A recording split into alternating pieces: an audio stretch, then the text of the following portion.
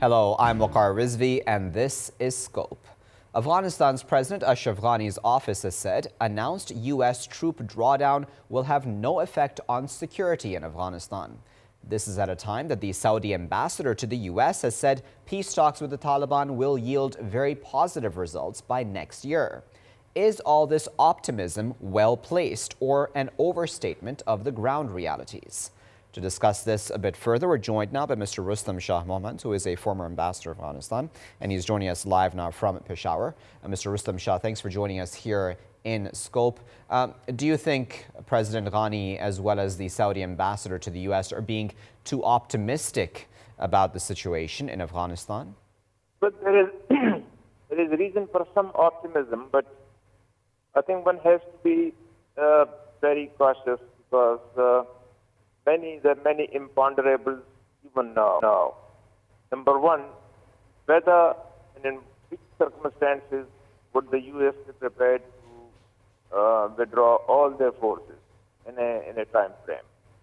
On what conditions would the Taliban like to remain free?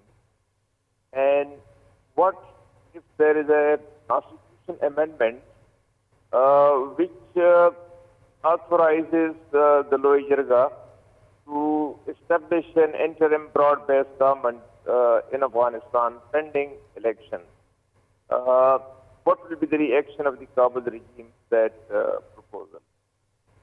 And finally, whether Taliban Shura would agree to a limited pullout by the Americans in anticipation of a complete pullout at some point in time in future. Whether that condition would be acceptable to the Shura, that remains unclear. So I think there are many questions to answer. The setting up of an interim broad-based multi-ethnic government is not going to be easy. It's going to be a very, very complicated affair because the Afghan government in Kabul would not yield so easily on that point. So they believe that, they claim that there is a constitution, there is a parliament, and they have assumed offices in consequence of an election. Why should they abandon those positions of public trust? There are quite a few, I think, unanswered questions as well. So let's talk about security first, if we may, Mr. Rustam Shah, because it's quite a statement, isn't it, to make that if the U.S. does withdraw, that Afghanistan can handle its own security, considering even with the U.S. still in the country, security is still a huge issue. Well, there are currently about 14,000 American troops and about 6,000 NATO troops. In addition to that, there are about 4,000 contracts. And they're involved in the battle fully, and they also operate drones and they hit targets whenever they choose to do so. But in spite of all that, the insurgency has expanded. It has risen to new proportions that has affected areas which hitherto were not quite affected by the ongoing insurgency. And the attacks have become more lethal, even in the center of Kabul, in western Afghanistan, northern Afghanistan, central Afghanistan. The attrition rate, the rate at which people are defecting from the army, the Afghan National Army, is about 8 to 9%. That is very worrying. The economic situation is absolutely deplorable, terrible. 45% unemployed and people leaving Afghanistan and died, etc., etc. So this is a very grim scenario. I do not believe that with the complete exit of the American forces, the Afghan government would remain sustainable for a long period of time. Only recently, about 3 to 4 months ago, President Ashraf Ghani gave a statement saying that without the external forces, his regime could last only up to 6 months. And I think that is a reality. So I think the prospects are very bleak unless there is an agreement between the Taliban and the government and the Americans, and that agreement is underwritten by the regional countries, Turkey, China, Iran, Pakistan, Saudi Arabia. The pull-out, the complete pull-out also is questionable whether it would happen or it would not happen. The Americans believe that a complete exit would pave way for a Chinese domination of the whole region, economic, political, and military. And that perhaps will not be acceptable. So do you think, if I may come in, Mr. Rustam Shah, do you think that it is time, in fact, for these other powers, be it China or even Russia possibly, to come in and take over the helm? Because many people would argue possibly that the Americans have not obviously been able to succeed in Afghanistan. So do you think others should take up the helm and try and see if they can succeed? I don't think there is any possibility of that. If there is a settlement will have to be very detailed. It will have to lay down very detailed mechanism for a transitional setup that will be supported by maybe the OIC, forces from the OIC, and that will be supported also by the regional countries, so that each party would stick to the pledges that would be making in that agreement. I think the Taliban are coming closer to Russia and China for two basic reasons, because the Chinese and the Russians believe that only a Taliban-supported government can defeat Daesh in Afghanistan, and only a Taliban-supported regime can eliminate the possibility of Daesh crossing over into their territory, number one. They also believe that only a Daesh in a Taliban-supported government in Afghanistan could deal with the growing menace of drugs, which means heroin. The heroin addicts in Russia already have been more now than 100,000. So that is very worrying for the Russian as well as for the Chinese. And they also believe that the Taliban in power in Afghanistan, along with other factions, of course, Afghanistan would return to the state of stability, and then the One Belt One Road initiative or the CPAC would take effect, and that could be carried through completion, especially for the Chinese. The Chinese are very, very worried about that. So the Chinese, number one, are worried about not only the CPAC, but also about their own investments in Afghanistan. They have invested very heavily in copper, in Anak province, Anak district of Logar province, and they are also investing very heavily in petroleum and gas in northern Afghanistan. So for them, the stakes are very high. Okay, so let's talk, if we can, at this point in time, specifically about the Kabul government, if we can. What do you think its strength is at this point in time in context of the country? Because many would argue that the Taliban have obviously been able to put up quite a strong fight throughout these years since the U.S. invasion of the country, and even since we've had what may be called stable governments in Kabul. Do you think that the Kabul government holds enough power really to be able to govern all Afghans, or is its power quite weak at this point in time? Well, the power is weakening by the day, and they control less than 50% of the area, which means the Taliban have not only control, but they also collect taxes, and they also adjudicate upon cases to their courts, refer to their courts. So the Taliban have set up their own judicial systems in the areas they control. They run their own administrative systems there, and they have provincial shuras there. So the Afghan government position is becoming more and more vulnerable as time passes. And with the news that the American troops are going to pull out, I think this will have a huge psychological impact also on the morale of the Afghan troops, and that will be a further cause of worry for the Afghan government. So I think that the sooner they reach an outline of a settlement that is brokered by the regional countries and that is acceptable to the Taliban as well as to the Afghan government, of course, and the principal stakeholders are the Americans, because they have their forces there, that is acceptable to the Americans. Because I think the idea should be that we create an environment in which the Americans are prepared to withdraw all their forces. Because the American forces just can't be withdrawn in 2 months or 3 months or 6 months. I think it will take time. It has to be a phased withdrawal, and the Afghan government have to cooperate. But the problem is there are vested interests within the Afghan government. They want the Americans to stay to protect their positions, their privileges, their perks, their resources. They are the beneficiaries of the status quo. So many in the Afghan government would not like change the status quo at their own expense, at the expense of their position and their privileges. Indeed, and one of the challenges remains, isn't it, Mr. Islam Shah, that the Taliban does not want to actually directly speak to the Kabul government, which it sees as an illegitimate system put in place by an occupying power, according to the Taliban. This is, of course. So that's a huge challenge, isn't it? Do you think that the Taliban will ever really sit down and directly speak to the Ghani government, for example? But that stage is going to come. I don't think that's a very insurmountable issue. Once the broad outline of an agreement or a settlement is agreed between the Americans and the Taliban, and indirectly with the Afghan government, I'm sure the Taliban would be prepared to sit with the Afghan government.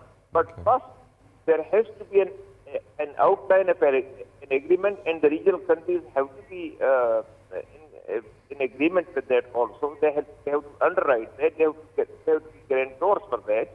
So after that stage is reached, I think the meetings will become very frequent because they'll have to work out the details of when to how to amend the constitution, when to convene a Loya Jirga, when to hold elections after the transition government, give them 1 year, 1.5 years, 2 years, whatever.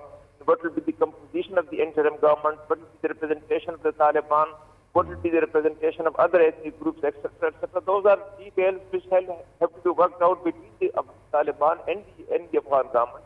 But first of all, an agreement, I think the biggest stumbling block to peace, of course, to reconciliation is whether and in what circumstances and in how much time would the Americans be prepared and willing to evacuate, to expel, to withdraw all their forces. That is a sticking point. Okay. The other demands like release of prisoners and the vacation of military bases are also equally important. But the main stumbling block is whether the foreign forces would stay in Afghanistan for how long. Yeah. And if that point is resolved somehow, I think the other issues would be comparatively easy to tackle. Very well. We'll leave it there at that with you, Mr. Islam Shah. But of course, we do sincerely appreciate the time you've taken out to provide context and insight for us on this very important topic. Viewers, stay with us. We're going to continue discussing the situation in Afghanistan after this short break. Viewers, welcome back as we continue to discuss the situation in Afghanistan, specifically in context of a U.S. withdrawal from that country, or a drawdown at the very least. Let's now add another voice to this conversation. We're now joined by Mr. Rahimullah Yousafzai, who is joining us live now from Peshawar, and he is an analyst. Mr. Rahimullah Yousafzai, thanks for joining us here in The Scope.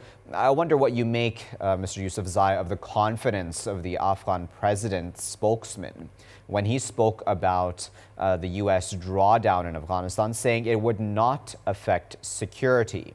That it is the Afghan forces who have been, in fact, ensuring security, in his words. Do you agree with that? I don't think I can agree with that, because the U.S. and NATO air power is critical in this fight against Taliban and ISIS.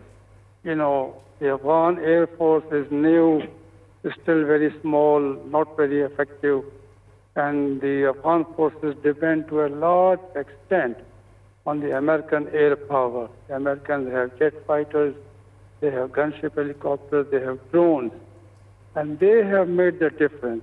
You know, Taliban would have captured more cities and even, held on to those victories if there was no air power.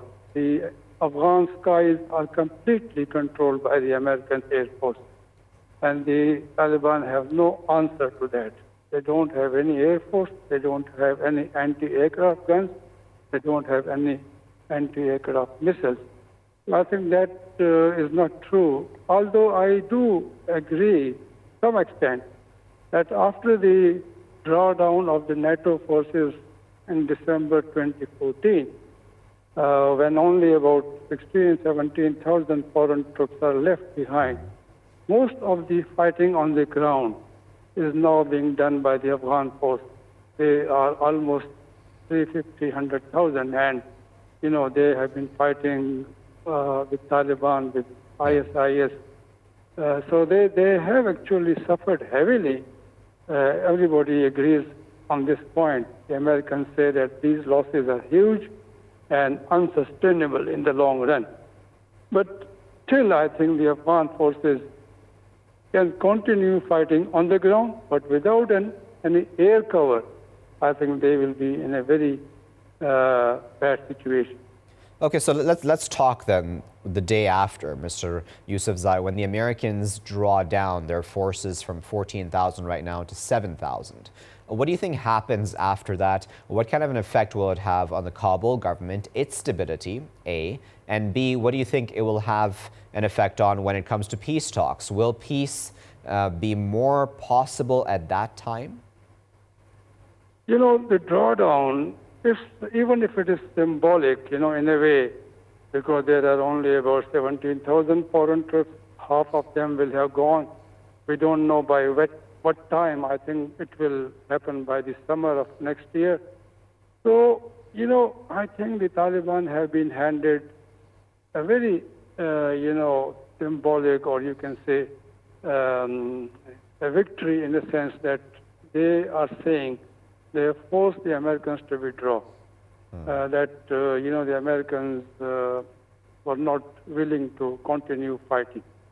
So Taliban would be emboldened.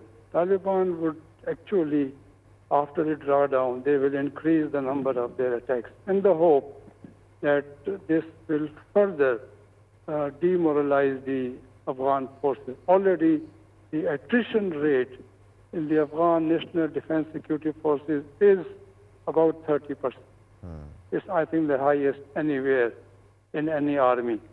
And the Afghan forces, without any proper air cover, will be demoralized to the extent that there will be a higher rate of desertion.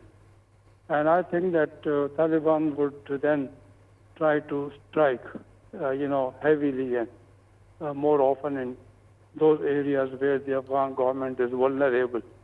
Also, I think because of the election season in Afghanistan, the Afghan forces also have to defend the polling station, election campaign.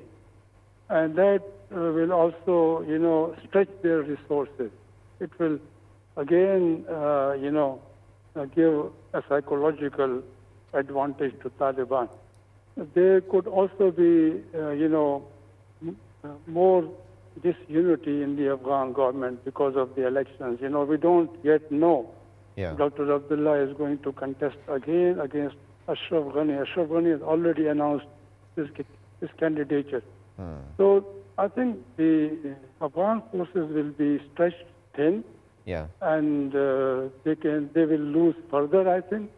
So then I wonder then, Mr. Yusuf, I apologize for interrupting you, but I wonder then in this sort of scenario, what motivation would the Taliban have to continue any peace talks when, as you correctly pointed out, it seems that they have a significant upper hand over the Kabul government, over even its army?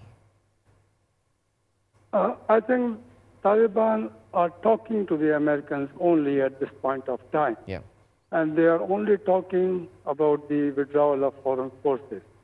So if the Americans are giving them a message that, look, we are already withdrawing, we want to leave, let's have an agreement, and then we can leave peacefully, and there could be a peaceful transition, maybe there could be an interim government, there would be mainstreaming of Taliban, all these things. This is actually an incentive also for Taliban. They are telling them that instead of fighting, we can also live peacefully, and you can then join the mainstream. Taliban, actually, the peace talks, if they can offer them any more incentives, like the release of their prisoners, the removal of the names of their leaders from the UN Security Council blacklist, I think they will be able to justify the peace process, joining the peace process, because there are still some hawkish elements among Taliban who think that they should continue fighting. So if Taliban can achieve all these things without fighting and through the peace process, I think that will be very significant in terms of putting an end to the fighting. But I think there are many Taliban who are hoping that the Afghan army will simply collapse. Ashraf Ghani has said on record that without international assistance, his army will collapse in 6 months. So I think Taliban can afford to wait. They can wait and see, and then make their next move. But then obviously, Mr. Yusufzai, none of the regional countries, including Pakistan, would want, of course, I imagine, any chaos or any more instability in Afghanistan or other players in the region. We can possibly talk about China as well or others. Do you think that the other countries in this region should play more of a role, and that the Americans, as you said, already want to leave, as in that's Donald Trump's promise, he wants to at least draw down in Afghanistan? Do you think it is time for regional countries to have more of a role in Afghanistan? I think every country in the region will be concerned if the Taliban are able to achieve complete victory and they return to power, without any power sharing, because Taliban, they are not really liked by any of these regional countries. They all have contacts now with Taliban because they are a force to reckon with. But I think nobody wants them to be in power exclusively, So that the regional countries are willing to play a role. It depends on the U.S. how much of a role it wants to give to China, Russia, Pakistan, Iran, other countries. That is the big question. The Americans want to play the leading role. And they did not really support the Russian initiative. They have not been even in touch with the Iranians, who are a very critical neighbor of Afghanistan. They suspect Pakistani intentions. So I think all this has to change. Then the U.S. also has global rivalry with the Chinese. Yeah. So I think to stabilize Afghanistan, the U.S. has to play that, role to bring all these regional countries on one platform.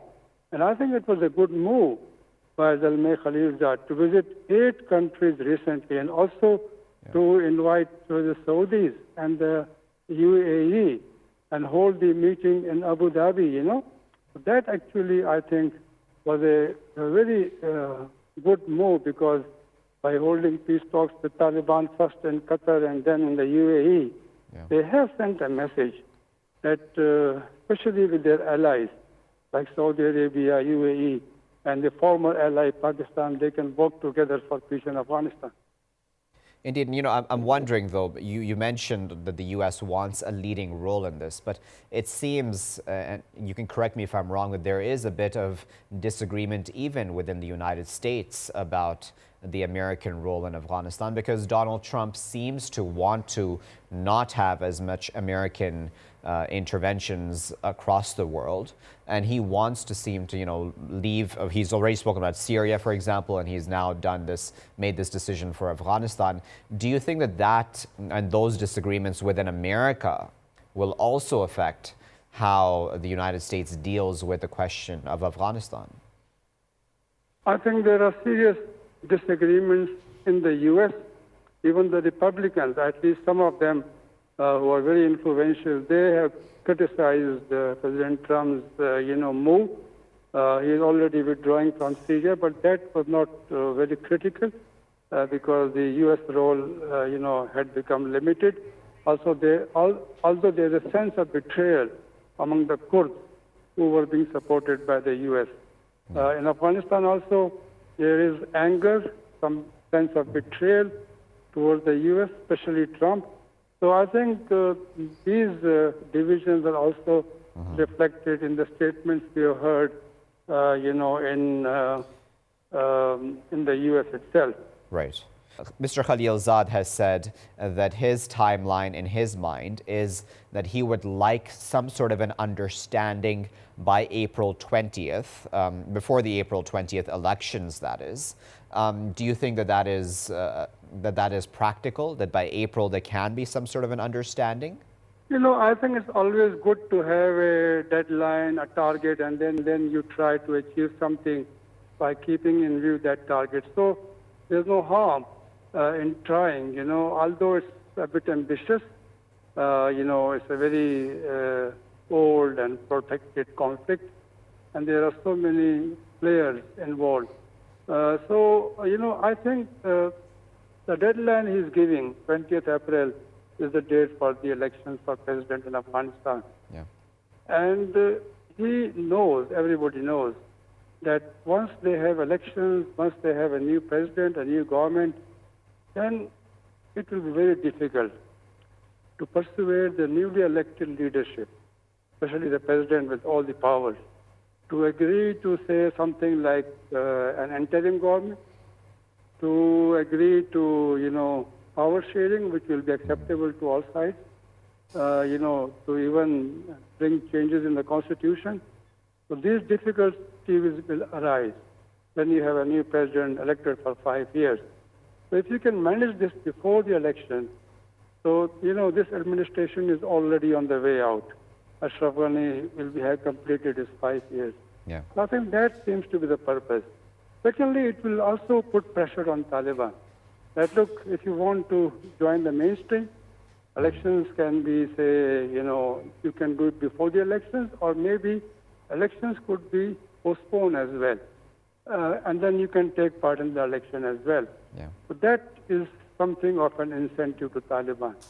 But we all know, even Zalmay Khalilzad can be surprised by the decisions taken by President Trump.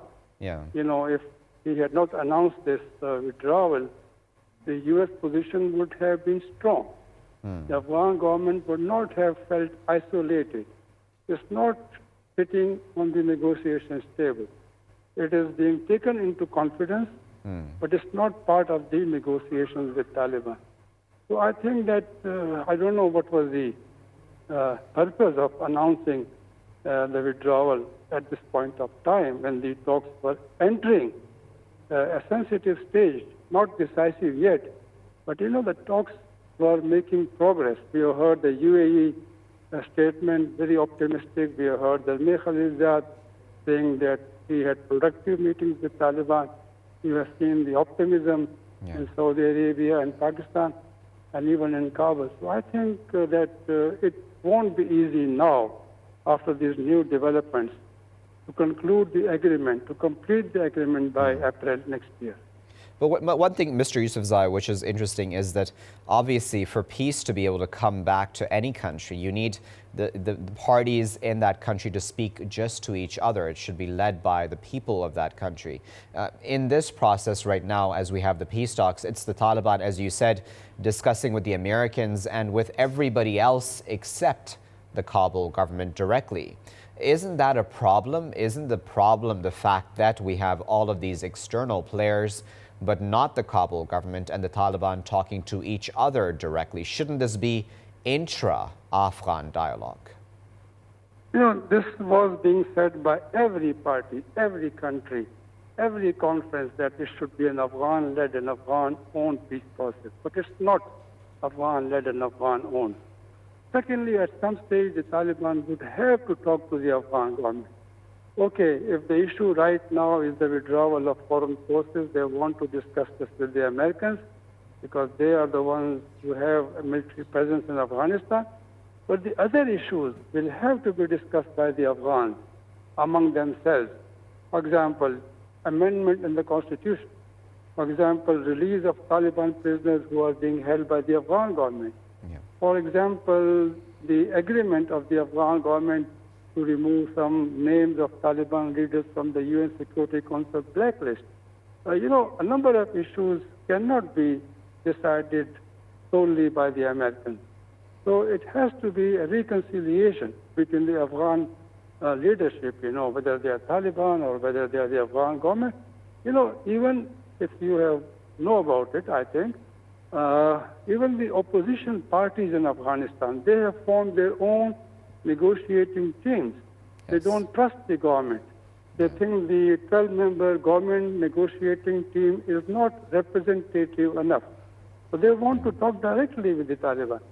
So I think there are many problems, many issues which will emerge on the way. We don't have really a consensus right now on the kind of reconciliation or the kind of arrangements which may be agreed in the peace process.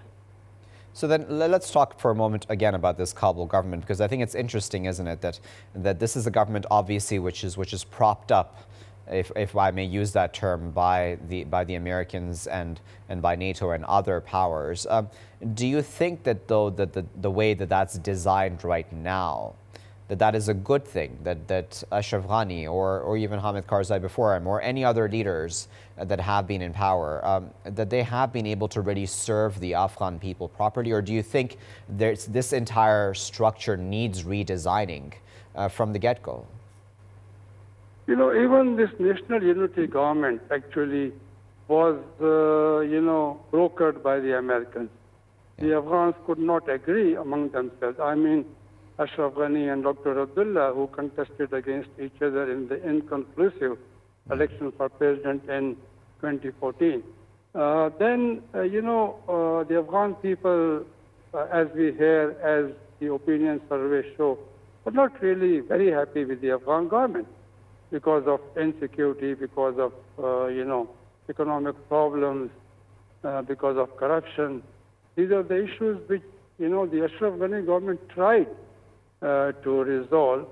Maybe they tried very hard, but I think it was not easy because of lack of resources, because of the divisions in the unity government, because of the insecurity, created by the Taliban and also the ISIS. So it was very difficult, but I think Ashraf Ghani made many promises. He wanted that, we will work for peace, both he and Abdullah. This was their main slogan. It didn't really happen except having one peace agreement with a very small party, Hizb Islami Hikmatyar. Ashraf Ghani also promised he will bring back more than $40 billion, from the Afghans who are living abroad and working. He was promising more investment, more economic development. This did not happen. He fought against corruption initially by reopening the Bank of Kabul scandal. Yeah. But then, there are so many other scandals and corruption issues which could not be tackled. So I think generally, I believe there has been some disappointment in the leadership, in the parliament, in the political parties. And there's a final question to you, Mr. Yousafzai, before we let you go. I'm wondering, what role do you really think the Taliban can play? Because the Taliban obviously also has been responsible for a lot of violence, obviously, in the country of Afghanistan. Many people would say it has a lot of blood on its hands, of course, of innocents as well. Can it really play a part in governing the country? Do you think the Afghan people would accept it again? I think we really don't know how much support Taliban enjoy.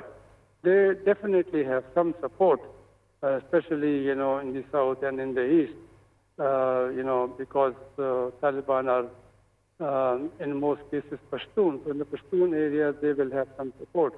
But I think generally, most of the Afghans do not want to go back to the Taliban period. They will like to have modern education. Yeah. They will like to have democracy, elections, free media. Civil society has become vibrant. These kind of things have happened since Taliban were in power until 2001. So I think Taliban would have changed their policies. They cannot have it the same way in which they operated earlier. I think it has to be a more open society.